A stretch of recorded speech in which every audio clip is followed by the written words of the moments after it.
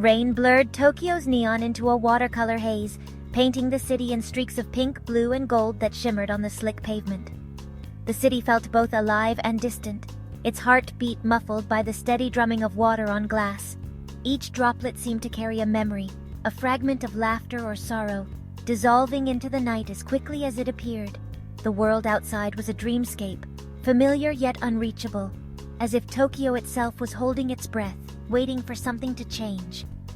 Through this rain-soaked city, the last Chuo Line train rattled through the night, its headlights slicing through the mist. The train was a lifeline threading its way across the city's sleeping heart, carrying the last few souls home. Its windows glowed like lanterns, promising warmth and shelter from the storm outside. The rhythmic clatter of wheels on tracks echoed through the empty streets, a lullaby for those still awake, a reminder that the night was not yet over. Yuki Arasaka sat alone, clutching her sketchbook to her chest as if it could shield her from the world. The carriage was nearly empty, the only other passengers lost in their own thoughts, faces turned away, shadows flickering in the dim light.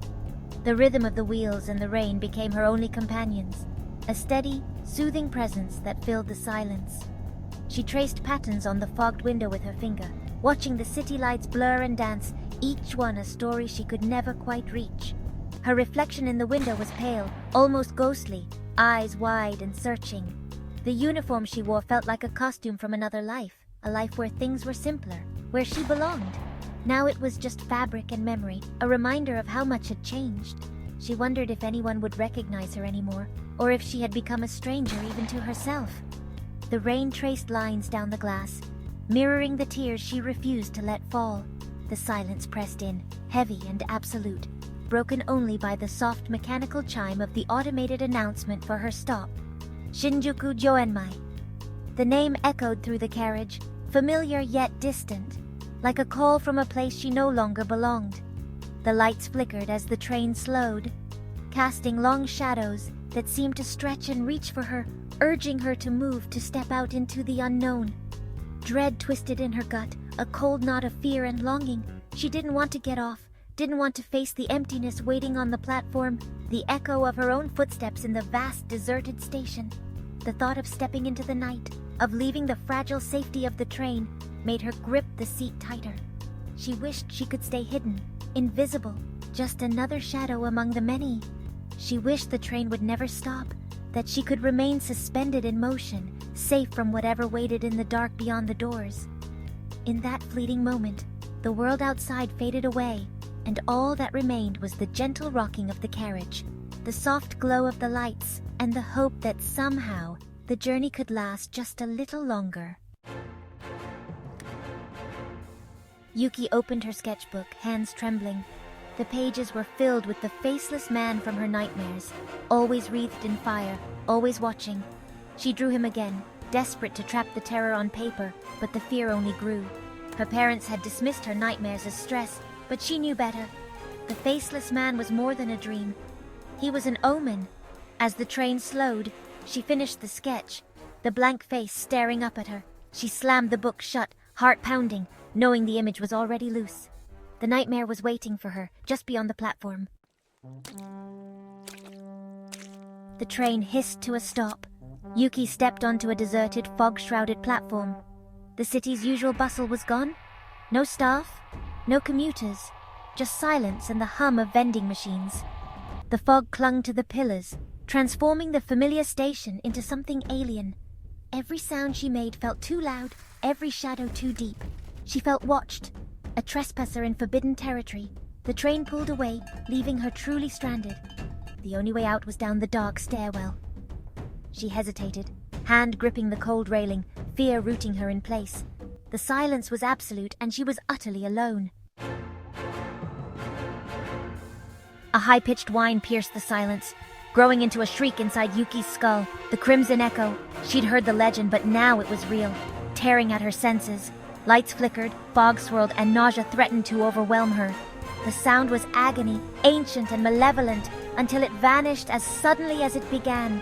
The silence that followed was heavy, charged with dread. She staggered, trembling, the myth now a terrifying reality. Then a new sound, a train roaring toward her from the wrong direction. The impossible was happening and she was trapped on the edge. A blinding headlight cut through the fog, a maintenance engine not slowing down. Panic froze Yuki, the roar of the train shaking the platform. She braced for impact, surrendering to fate. Suddenly, a force yanked her back away from the edge. The train thundered past, missing her by inches. She landed hard, steadied by a stranger's hand. He was tall, masked, his crimson eyes glowing in the dim light. He was impossibly fast, a shadow-given form. He'd saved her life, and nothing about him was human. The world spun and she struggled to breathe. The masked man vanished as quickly as he'd appeared, leaving Yuki alone and shaking. The only proof he'd been real was the lingering pressure on her shoulder and a single crimson feather on the platform. It glowed softly, pulsing with an inner light, beautiful and terrifying. Yuki stared, transfixed, the feather a beacon in the gloom. It was delicate yet strong, impossibly vibrant. She knew it was a calling card, a sign that her world had changed. The feather was proof of the impossible, and it was meant for her. School the next day felt unreal, the world muffled and distant. Rumors spread.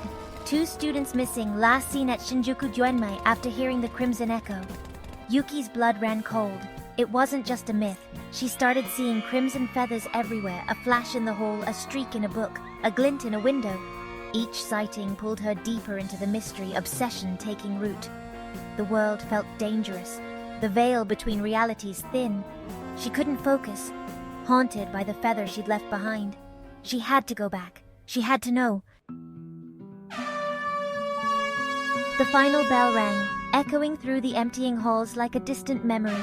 The sound was sharp, almost jarring, as if it were trying to wake Yuki from a dream she couldn't quite remember. Students poured out of their classrooms, laughter and chatter filling the corridors. But to Yuki, it all felt strangely muted, as if she were listening from underwater. The day had been long, but the weight in her chest made every minute feel heavier, every step slower. She lingered by the window for a moment, watching the sun dip lower in the sky, painting the world in gold and crimson.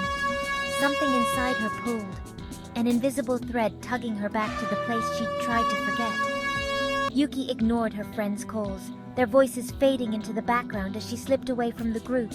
She moved through the crowd at the station, her footsteps quick and uncertain. The platform was packed with people heading home, their faces blurring together in a sea of strangers. Yet, despite the noise and movement, Yuki felt utterly alone, as if she were walking through a world that no one else could see. She kept her head down, her heart pounding with anticipation and fear, drawn by a force she couldn't explain. But as she reached the spot where everything had changed, a strange emptiness seemed to open up around her. The crowd parted unconsciously, leaving a pocket of silence in the chaos. It was as if the world itself remembered what had happened there, and was holding its breath. Yuki stood at the edge of that invisible boundary, feeling the weight of memory pressing in on her from all sides. There, hidden in a crack between the worn tiles, was the crimson feather, no longer glowing with that otherworldly light, but still impossibly red, as if it held the last rays of the setting sun. Yuki knelt down, her hands trembling, and reached for it. The moment her fingers brushed the feather, a jolt of warmth shot up her arm, and she felt a low, steady hum, like a heartbeat, pulsing in her palm. The feather was warm, alive with energy, and as she held it, memories flickered at the edge of her mind, fragments of a world she didn't understand, and a promise she couldn't remember making. The world around her began to fade, colors bleeding into one another, sounds growing distant and hollow. The station, the people, even the ground beneath her feet seemed to dissolve, leaving her suspended in a vast empty space. It was as if time itself had paused, holding her in a moment between past and future, between fear and hope. There was only Yuki and the feather now, floating in a void where nothing else mattered. The silence was complete, pressing in on her from all sides. But the feather's warmth anchored her, reminding her that she was not truly alone. She stared at it, searching for answers in its impossible color, feeling the weight of destiny settle on her shoulders. As she stood, a presence began to form behind her, a shadow stretching across the emptiness, growing larger and more defined with every heartbeat. The air grew colder, and Yuki's breath caught in her throat. She didn't need to turn to know that someone or something was there, watching her with eyes that saw straight through to her soul. Dread washed over her, icy and absolute. She knew, without a doubt, who it was that stood behind her. The moment felt inevitable, as if she had been walking toward it her entire life, unable to change the path no matter how hard she tried. Every instinct screamed at her to run, but her feet remained rooted to the spot. It was as if fate itself had drawn her back to this place, to this moment. The invisible threads of destiny pulled tight around her, binding her to a story that was still unfolding. She could feel the weight of every choice she'd made, every step she'd taken, leading her here. Slowly, Yuki turned, clutching the feather tightly in her hand, its warmth giving her the courage to face whatever waited behind her. Her heart thundered in her chest, but she refused to look away, determined to meet her fate head-on. She was ready to face the truth, no matter how terrifying it might be. In that moment, Yuki understood that some answers could only be found by stepping into the unknown, and that courage was not the absence of fear but the decision to move forward despite it. The masked man stood before her, crimson eyes burning with an intensity that seemed to pierce through the noise and chaos of the station. The world around them blurred, the crowd moving in slow motion, oblivious to the tension crackling in the air. Yuki's heart pounded in her chest, her breath catching as she realized that, in this moment, she was utterly alone with this stranger. No one else seemed to notice him at all. He was invisible to the crowd, a phantom in plain sight. "You shouldn't have come back," he said, his voice cold and ancient, echoing with a weight that felt older than the city itself. The words sent a chill down Yuki's spine, as if the temperature in the station had dropped by several degrees. She tried to speak, but her voice caught in her throat, her mind racing with questions she was too afraid to ask. The masked man's gaze dropped to the feather in her trembling hand. "That feather is a beacon for things that hunt in the dark. You should have left it where you found it." His words hung heavy in the air, and for a moment, Yuki thought she saw shadowy figures flickering at the edge of her vision, drawn by the feather's unnatural glow. The feather pulsed with a strange light as if alive, and Yuki felt a surge of dread. Yuki could only whisper, her voice barely audible above the distant rumble of trains. "What are you?" Her question trembled in the air, fragile and desperate as if she already feared the answer. She clutched the feather tighter, feeling its warmth seep into her skin, mingling with the cold fear that gripped her heart. The masked man's eyes narrowed behind his mask. "What I am doesn't matter.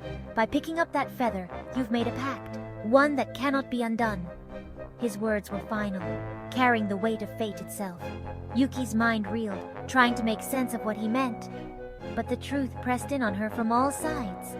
Her life had changed the moment she touched the feather.